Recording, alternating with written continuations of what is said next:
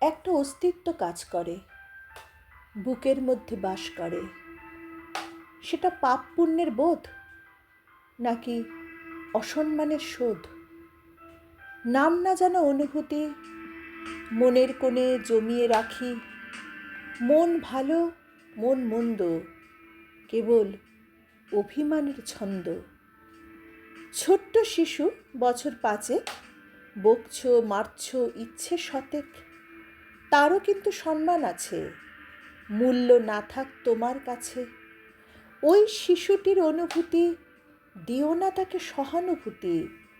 শৈশব মনে আত্মসম্মান, ঠোঁট ফোলানো মান অভিমান। গুরুত্ব দিলে গুরুত্ব পাবে, এইভাবে বেড়ে উঠবে। বড়রা শুধু বকতেই পারে, এই ধারণা বুঝিও না তারে। অস্তিত্বটা ভালোবাসা হোক, দায়িত্ব হোক, সম্মান হোক, ভালো লাগাটার মধ্যে বাঁচুক শিশুর সম্মান, গড়ে উঠুক।